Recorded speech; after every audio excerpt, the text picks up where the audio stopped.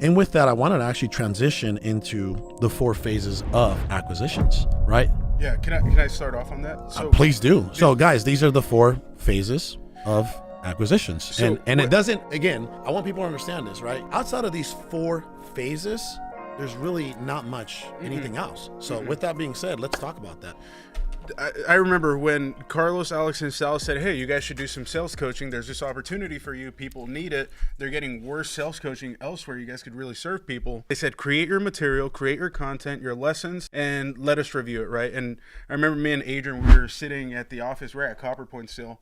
It was one of those late nights. We're there till like 9 p.m. just masterminding. Yeah. And me and Adrian were thinking, it's like, okay, how can we educate people on how to close deals, how to get sellers to, sign these purchase agreements? And one thing that we realized is, with real estate, it's so unpredictable because you're going to deal with different personalities every single time. No seller is ever the exact way, right? You're going to deal with a different personality. You're going to deal with a different problem to solve. You're going to deal with a different property you have to kind of figure out numbers on.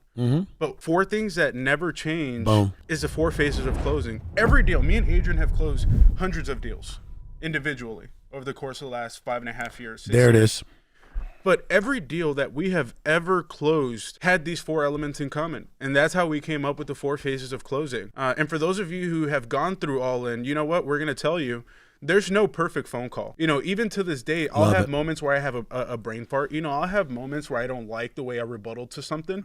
And that's because sales, you're always sharpening. You're always getting better. Every phone call is going to be different than the other. But again, we notice every deal has these 4 elements in common. So why not get good at these 4 specific pieces that we're going to see on absolutely every deal that we do? I love it. Yeah, you wanna create some sort of a roadmap, right? Yep. Because me and Andy, we really don't do scripts. We don't do a script because I can give Andy a script and I can give you the script and you guys can both read it at the same time and they're gonna come out 2 different ways, right?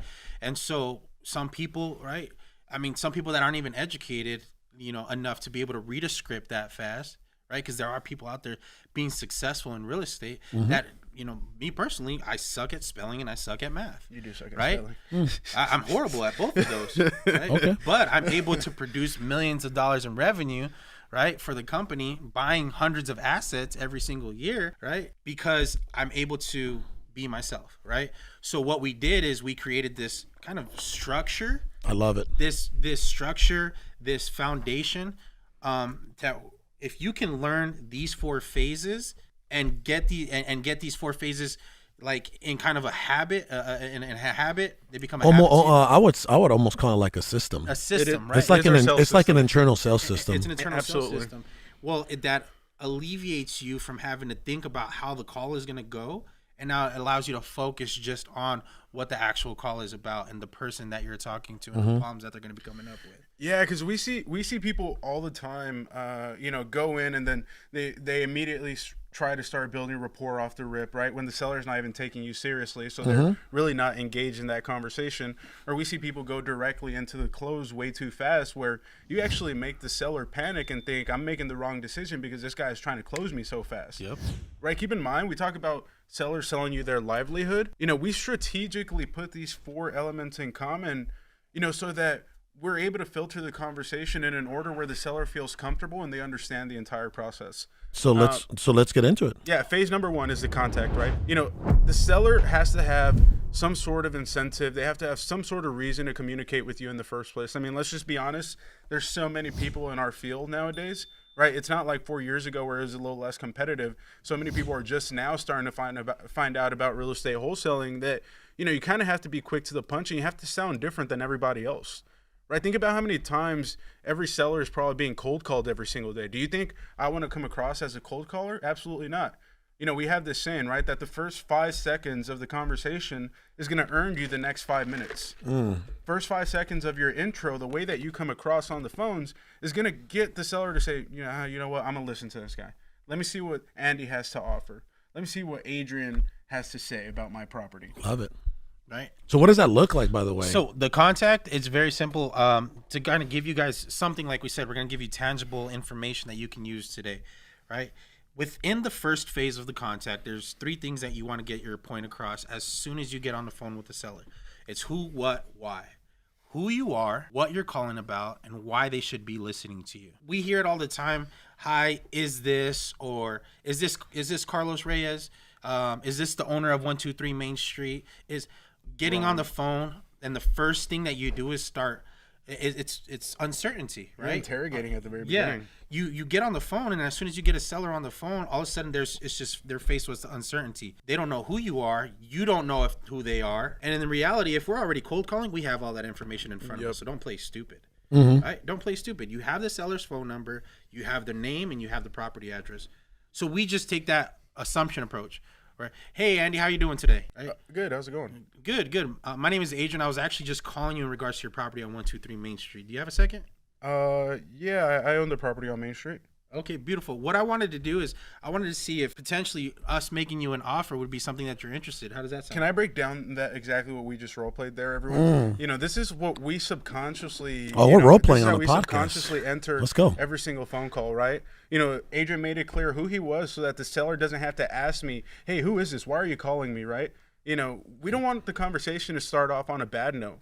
Right, we want the sellers to know who we are, because if for all they know, they're probably thinking that we're calling to collect their late mortgage payment because they're a distressed seller. When in all reality, we're actually trying to put money in their pocket. You know, and so Adrian and solve a answered problem. the intro of the conversation. Adrian said who he was. Hey, this is Adrian. How are you doing today? Right? He made it clear who he was, what he was calling about. I'm actually calling about the property on Main Street and why the seller should listen to him. Oh, well, I was actually just looking to see if this was something that we could possibly make you an offer on. Right? A seller needs almost like that shiny object at the end of the pitch, right? So that they know that it's worth their time staying on the phone, because by the end of it, they're going to get an offer. You don't want the seller to feel like you're already selling within the first 5 seconds, right? Got it. Where you're asking the seller, hey, do you want to sell? Hey, do you want to sell your property on 123 Main Street? No, I'm calling you to provide you with information. Hey, I want to see if I can make you an offer on your property. Love right? it. I want to see if I can make you an offer on your property. Leaving the door open, there's no obligation. If it's an offer that you like, we'll buy your property. And if not, that's not a problem. We'll part as friends and we'll move on to the next prospect. You know, my last piece of advice when it comes to the contact is we start to breeze by these, everyone. Me and Adrian could talk about these in very granular detail all day long. Obviously, we're on a time restriction. And so it's no coincidence, right? This is one of those things where you can either take as, hey, that's cliche, or you can take as, oh, it makes sense, right? There's no coincidence that it doesn't matter who your sales coach is. It doesn't matter who you're getting your sales training from. One thing we all say is your tonality is absolutely everything. And we really can't emphasize that enough, because me and Adrian have seen this firsthand within our own doors when we watch people come and go, where you can give one person a pile of leads, right? You can give me a pile of leads, and you can give Adrian the same pile of leads. And if Adrian goes into every conversation, every phone call excited, this is my deal. I'm ready to solve somebody's problems. And Adrian is, as they say, smiling and dialing, right? He sounds happy over the phone. He's enjoying what he's doing. He wants to solve problems. And then me, on the other hand, I'm looking at the same pile of leads, and I'm like, man, the leads are shit. I really don't feel good today. I'm having a bad morning. I spilled my water on the table. I did before this episode. You know, I spilled my water on this table. By kicking your water bottle. I did. This dude's about 6'4". 6'5". 6'5". How many? What do you weigh right now? 295. 6'5", 295. The guy did a karate kick on top of this table that's actually pretty tall. You know, it's pretty tall. It's about a good 4 feet, you know. And you're a very flexible man for your size. But continue. But yeah, everyone. You know, and I could call that same pile of leads, but you know, because I'm on the phone. Hey, this is Andy. How are you doing today? And Adrian's over here with his electric energy. Hey, this is Adrian. How are you doing today? Right? Both of these people are calling the same pile of leads, but the person who's excited is going to be the one who gets the deal 10 out of 10 times. Right? If you're not excited about making phone calls, if you're not excited about making money on the phones, I'll be honest, this business is not for you. And, you know, me and Adrian, we don't sugarcoat stuff. Like, this game is not easy. No. Closing deals is not easy. You know, and anybody else is going to give you, they're going to sell you the Sunday, like, hey, I'm going to give you everything you need to close deals, and you're going to be killing it after this. But me and Adrian, we're setting you up for the real life. Hey, not every day is going to be fun. But if you don't put all your baggage at the door and say, I'm going to kill the phones today, I'm excited about making phone calls regardless of what's happening in my personal life, because I know if I take care of business here in the office, then everything else will fall into place. Boom. I mean, well said. The contact. That's phase number 1, guys. Phase number 2 is? Phase number 2 is my personal favorite, the rapport building stage. Boom. Yep. Right? This is where I shine. This is where I thrive. This is where I make a genuine connection with the seller, and I'm able to communicate their wants, their needs. You know, we're able to communicate them with each other, their problems. You know, we emphasize the rapport building stage because for the simple reason is, well, first of all, not everybody's going to want to build rapport, right? It's understandable. The people that don't want to build rapport, you think not everybody wants to build rapport, but you can, in a sense of you can build that business rapport where, hey, you and I both agree, we communicate, we understand that this is a business transaction and there's going to be no feelings involved, potentially your red personalities. But on the other side, you're going to have these people, like Andy said, that are in distress situations, right? And I wake up every single morning asking God now, and this has been something that has changed my life tremendously, is I wake up every single morning asking God on purpose for him to provide me with somebody that I could potentially help, right? Whether it be a seller on a call, whether it be one of my students that calls me asking for some sort of help, right? Whether it be one of my teammates that's going through some shit that they just need some sort of perspective on, I'll be there to be that person, right? I want the person on the other side of the phone to know, regardless if we buy the deal or if we don't, the conversation that you had with me is going to put you in a much better situation than you were before you called me. Love it. Right? So whether you got information that you didn't have before, or I actually solved all your problems and now I'm going to put a bunch of money in your pocket by buying your property. Right? The rapport building stage is so important. This is where the people are going to, and this is how we create these big spreads, right? People think we create big spreads because we're offering 30 cents on the dollar and negotiating up to 50 cents on the dollar. Or because we have the best marketing strategies. Or we spend the most amount of money on marketing, but that's not the case. That's absolutely not the case. This is a people business, and it always will be. In the rapport building stage, you can actually have these conversations with sellers to where they will spill they'll spill the beans. They have diarrhea of the mouth in some states, right? Where they just keep spitting it out. And that's, as a closer, this is where your listening skills actually take into effect during the rapport building stage, right? As a closer, some people think, actually as a salesman, because there's different types of people. There's a salesman, there's an advisor, and then there's us, the closers, right? As a salesman, you're going to run into a situation where you feel like you need to control the entire conversation.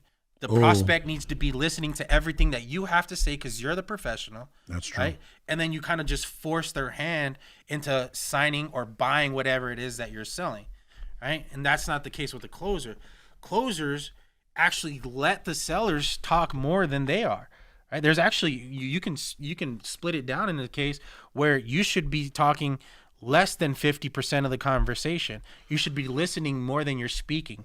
Because if you're listening more than you're speaking, that means the seller is telling you everything that you need to know. What does that look like, by the way, as far as percentages? Like if I go into like a call rail, right, and I look at Andy's talk time versus the sellers, the prospects talk time, what would that percentage look like? The minimum has to be 60-40 the seller's way. Okay, so then the seller should be talking more than you. Yes, exactly. And not by a whole lot, right? You don't want the seller to talk 80% of the conversation because that means at that point they're just in control and they're carrying the conversation. You know, a real closer, somebody who's really good at the phones, understands that the conversation has to be equally engaging for both parties, right? But the seller has to have that edge where they're talking just a little bit more than you are. And the one thing about rapport building, everyone, like Adrian said, it's like our biggest deals have come from the best relationships that we've built from sellers. Like Adrian and myself, what's your fastest closed deal? Contact to contract? 12 minutes? 12 minutes. Mine was probably better. 12 minutes? What's yours?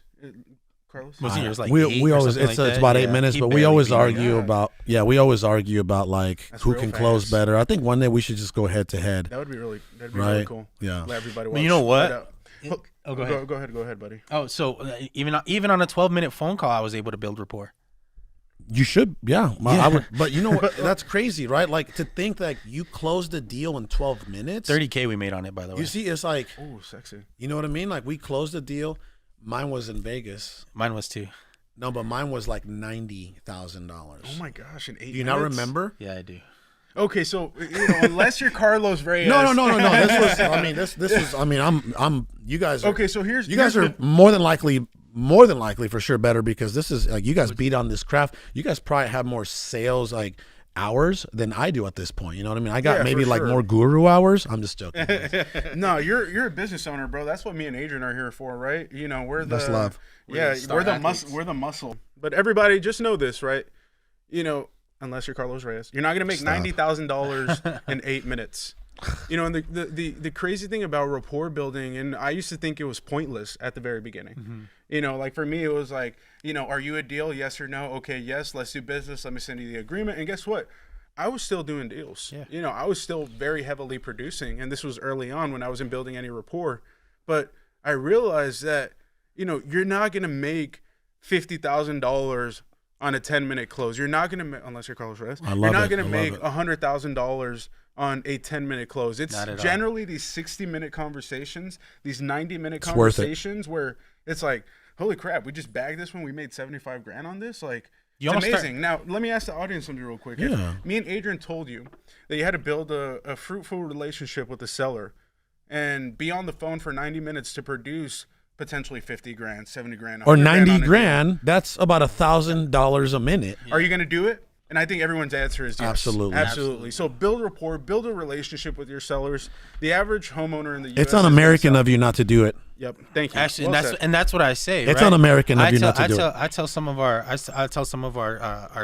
it's un-American of you not to want to make money in this country. Yep. Are we really going to go there? I tell some of our students, you know, you're doing a disservice because, like, you know, my faith is really strong, right? And like I said, I ask God every single morning.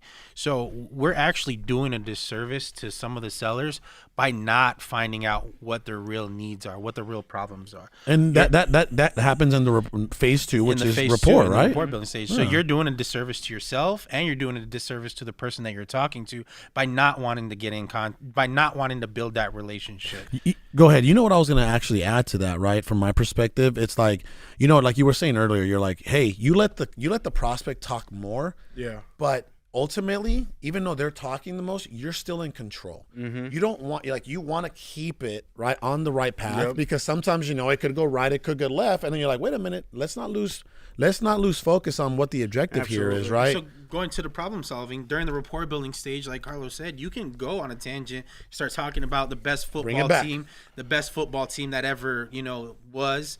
Right, Cowboys, and then all of a sudden you just forget as to what you guys were talking about, right? But if you can go on a tangent, go left field, right field, but bring it back to what center field, what the topic of conversation is, being, you know, the sell of the property, or how I'm gonna buy this property from you and make your life better. It's un-American of you not to like football. It is. I agree entirely. It's the greatest sport. But everybody, that leads us with rapport building. You know, don't ask questions. Just know that the better relationship you build with your seller, the better odds you have of closing that deal, and the better odds you have of getting a juicy deal at that. Can I add to that before we jump to phase number 3? Mm-hmm. Absolutely. Right? I feel like if you really do a good job on building rapport, you can ask the tough questions. And when you ask the tough questions, you can solve problems. And when you solve problems, what happens? Money. I actually wanted to move on, but now you've left me with no choice. Oh, here we go. What is going on here? No, you know, really what I was going to say is back to tough question. Go ahead. Keep your thought, though. Keep your thought. So that's part of the process, right? You know, we're trying to move on to the negotiation stage, even with the seller. Sometimes that's what happens. You try to move on to the negotiation stage, and maybe that connection really isn't there. So guess what you have to do? Go back and start building rapport. Let's go. But everybody, with these tough questions, you know, we're dealing for the most part, and as I said, not every seller is going to be distressed, but a vast majority of our clients and customers are generally going to be under some sort of financial distress or some sort of personal life situation that they're going through. And, you know, really what separates us from the competition is that we're not afraid of these really taboo subjects per se. You know, I've talked about things that most people would not even think to talk about on the phones. I've talked about marijuana on the phone. I've talked about sex on the phone. I've talked about people's family on the phone. And, you know, whenever you're dealing with the seller and they mention a touchy subject, as some would say it, you know, that's how you know you're doing the right thing, and you have to address it head on. And I do this all the time, especially during our 6-week training when we're role playing with people. I like to give them real scenarios that we come across. And one of the things we see often is, death in the family. I just inherited this property. Generally, what people would do, they're like, oh man, you just had death in family. That's uncomfortable. I'm going to stay away from it. Let's keep talking about the house. You're getting divorced. That's uncomfortable. Let's keep talking about the house. When in all reality, it's like a lot of these times, these people are just begging to open up to somebody. Yes. But nobody has given them the actual time of day. Nobody has cared enough to actually listen. I hear death in the family. First thing I ask is like, were you guys close? Are you okay? How are you feeling? How has this impacted you? How do you plan on moving forward? I'm sure you miss them. I'm really sorry for you. And I go deeper than common ground, right? Common ground is me saying, I'm really sorry for your loss. Now let me see if I can help you with your property. Building rapport is saying, I'm feel terrible for you. Do you need someone to talk to? Can I be your best friend right now? Can I be a non-judgmental ear to you right now? That's building rapport. Yeah, it's that difference between sympathy and empathy, right? I love it. A lot of salesmen, of course they have sympathy. Oh, your family member died? Oh, okay, I'm sorry to hear that. Hey, so by the way, getting back to this property, that's usually how the transition happens, right? But like Andy said, oh, your family member died? Do you mind? How did that happen? Right. Now getting into the conversation, that's why the rapport building stage is so important, because like once again, you can't emphasize enough how much of a connection that you need to be building with these sellers. Yep. Right. It leads to once you're able to dominate the rapport building stage, phase number 2, number 3 and number 4, phase number 3 and number 4 actually become a lot simpler. Right? Easy. They less difficult. You guys are in the zone right now. They become less difficult, right? Because once again, real estate, it's never easy. There's nothing easy about real estate. Things just become less and less difficult, right? So once you're done with the rapport building stage, you move on to the negotiation stage, right? It gets a little bit less difficult. Now, this is where we see a lot of people struggle. And it goes back to what Andy was talking about earlier, where we're talking about growing up psychologically, we're programmed that having discussions about money should be done in private. Scary. Having discussions about money should be awkward. Yep. Right? People take that and they're like, shit, I don't even want. They almost subconsciously block themselves. Like, I don't want to leave the rapport building stage because once I do that, I know I have to go into the negotiation stage. And I'm terrified about talking about numbers. I'm scared to make these people an offer at 50 cents on the dollar, right? I'm scared to tell these people what I'm going to pay for this property. Yeah. Simply because they're going to say no. And if they say no, then I'm going to have to figure out how I can negotiate with them. So people are just terrified about numbers when it gets to this negotiation stage. So when it gets to there, 2 things happen. They either don't make an offer, which pisses the seller off, and that fucks everything up for us, right? Because now we're calling your seller at a later date, and they're already upset because you just took up Nobody's making him an offer. 30 minutes of their time, and nobody made him an offer. I love it. Or somebody's going to make them an offer, and they're not going to feel confident in the offer, and when the negotiation happens, they're going to go path of least resistance, right? We've calculated our number. Our MAO is 150,000. I'm going to shoot him an offer at 120,000. Seller tells me, no, I don't want 120,000. Okay, well, I can do 150. Boom. They just jump up right away. Seller's like, no, I'm okay. I'm probably just going to call somebody else, right? They get that instant like, man, that guy jumped from 120 to 150 so fast. They start to get a sour taste in their mouth. Why wouldn't you just present me with your best offer up front, right? And that's what we need to do is you need to make them feel like the first option is not the best option, but it is an option. And the negotiation, we have to talk our way up to the best option. Yeah, and newsflash for everybody who's uncomfortable talking about numbers, keep in mind, right, if you're afraid to talk numbers, if you're afraid to talk shop when it's time to talk shop with these sellers, and the seller is also afraid to talk shop, right? You guys are building this relationship, and in the back of the seller's mind, because this is what they're always thinking. It's like, okay, are we going to talk about numbers at any point? Are you going to tell me what you're going to offer? And then in your mind, you're kind of putting it off, right? You're scared to start negotiating. You're scared to negotiate. Seller's scared to negotiate. Do you think that's going to be very productive? Absolutely not. And that's where, again, I mean, it's okay if right now you're uncomfortable talking about numbers, but after this podcast episode, I'll be honest, like, this is your life now. If you're dedicated to making money on the phones, you better be comfortable in uncomfortable situations. So I really encourage everybody on there, understand your numbers, understand your product, understand that and you can actually learn this through our experiences. The value and the problems that we're solving up here, the money that we're paying a seller is down here in terms of value to them. Yep. We've done business with so many people who are like, Andy, I actually had an offer at $20,000 higher, but you're giving me a cash advance. You're giving me time to move out of the property. You're actually dealing with my tenants, and that means so much more to them than any specific dollar amount. And don't get me wrong, not everybody's going to be that way, right? Some people just want the highest and best, and that's okay. But you're going to catch those. But you're going to catch those Why people not? Who are like, yeah, you know what? It does benefit me to close in 7 days. I would rather sell it to you for a cheaper price and close in 7 days and sell it to somebody who's going to take 30 to 40 days and give me $10,000 more than what you're going to pay me. Time is money, baby. So let me give you guys something to walk away with on the negotiating aspect, right?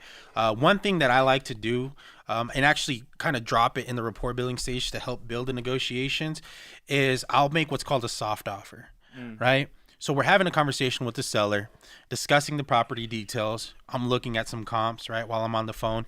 And I'll mention to the seller something like, oh, yeah, I'm just taking a look here. I know the last time we bought a property in this area, we paid about $150,000 for it. But I just want to see kind of what we can pay for yours, right? And just kind of move over that. You drop that little soft offer in there, your sellers are going to react. They're going to say something to that soft offer. Oh, I would never sell my house for $150,000.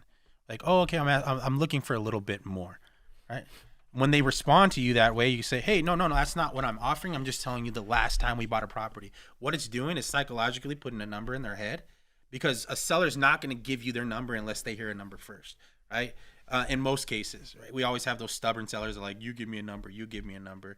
Then we throw them a number, and then they open up the floodgates, right? So you're psychologically just giving them a number so they can have something to think about, and then they can, rebuttal with their offer range or their asking price. And then secondly, it's kind of building validation as a company, right? Where you're saying, oh, we recently bought one in the area. So now they're like, okay, well, these guys do deals, right? And they know, like, they kind of get an idea of what's going on in the area. So I'll drop just a soft offer to a seller, kind of talk over it right after I drop it. And when I get to the negotiation stage, now I have a number that we could potentially work off of, right?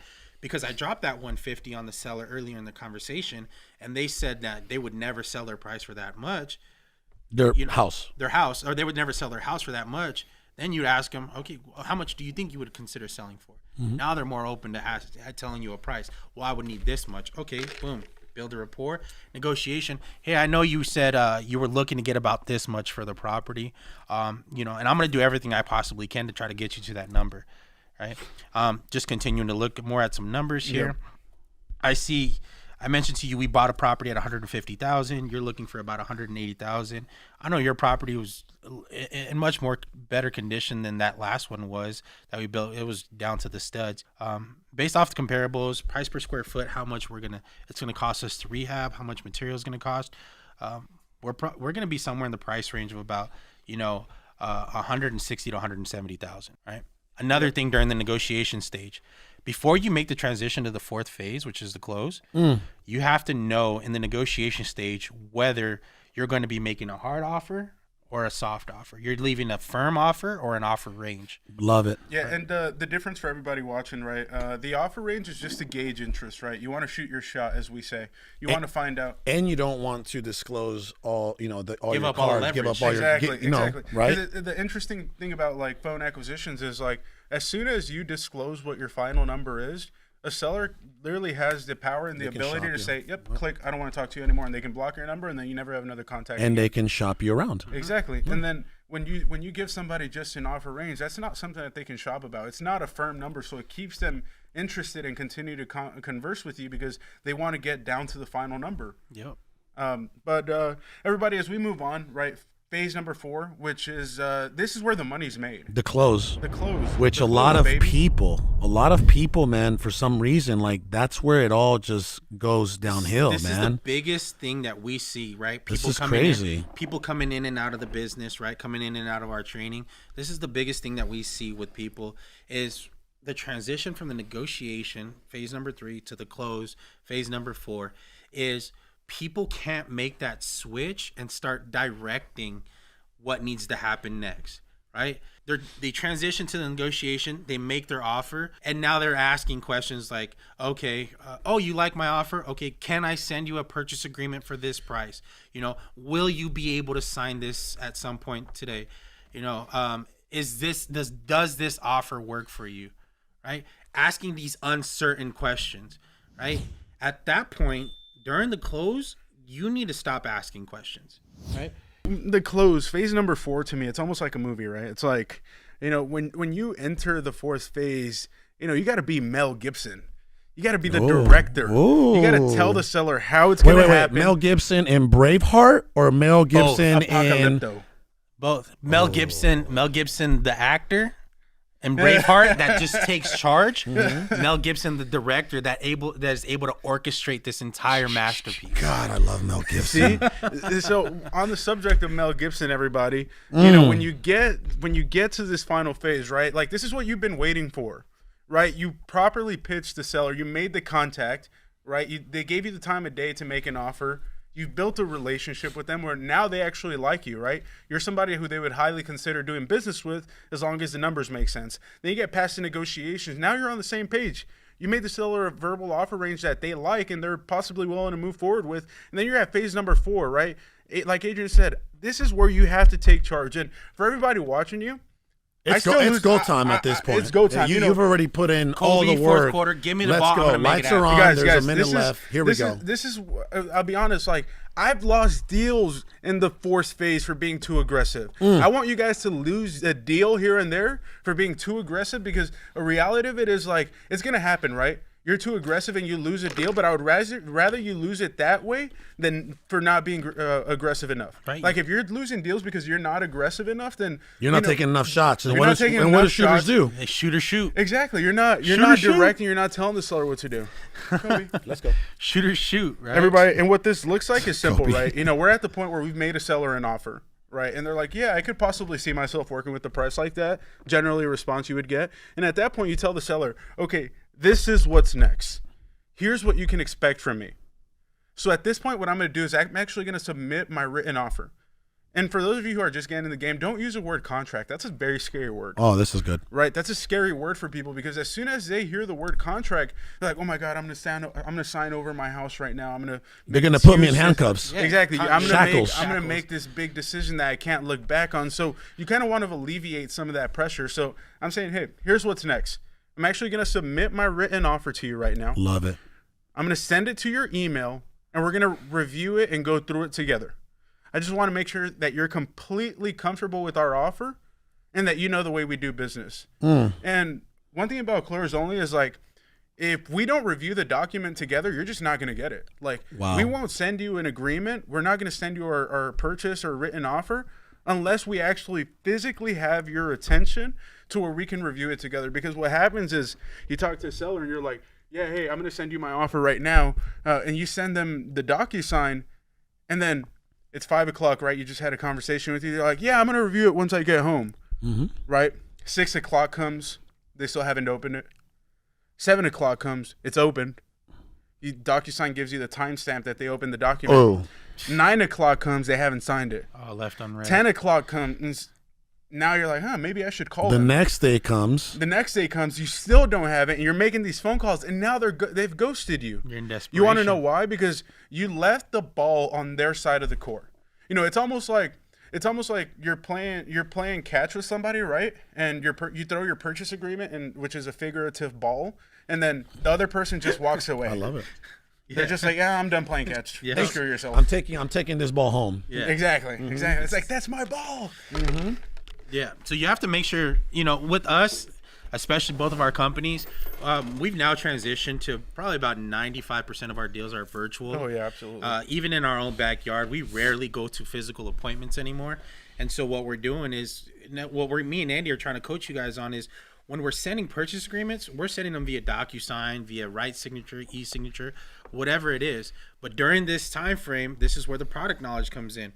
If you haven't done this yet and you're trying to go virtual, send yourself a purchase agreement and familiarize yourself with the process of actually signing that document. Reason being is because when we send a purchase agreement over to a seller, there may be times where we had to create the email for that seller to be able to view the document. Now, if we're having to create an email for a seller, what are the chances of them actually knowing how to DocuSign something? They don't know how to do that. Right? So this is once again where you're directing. Now, if I know off the top of my head what it looks like to sign a purchase agreement via email, via, virtually, now I can start directing the seller. Hey, do me a favor. Open up your email. You see that email says under Carlos Reyes? Open that one up for me. Great. Okay, you're going to click review and sign. That doesn't mean you're signing anything. That just means you're opening the document and it's going to start to review it. Got it open? Perfect. Okay, let's go over it. Boom, boom, boom. Hit the first page. Everything looks good on that first page. No concerns, no questions. Beautiful. On the bottom left-hand corner, there's a little yellow box. You're going to click on that box. Now it's going to ask you to adopt a signature. You see how granular you have to be with these things? Absolutely. You have to take it step by step. Systematically, even to the point where you end the conversation. Okay, you've signed everything. There's a little box in the top right-hand corner that says finish. Click that. Oh, it's going to ask you that if you want to create a subscription or you want to create a profile. You don't have to do that. That's not necessary. We'll send you a copy of the document. Little things like that. And how do sellers feel when you walk them through every single step? How do they feel? What do you always say about the little things? Closing a deal is a combination of doing a lot of little things correctly. And there's an old saying, incremental, not monumental. I just heard that one this weekend. Never heard that one. Incremental, not monumental.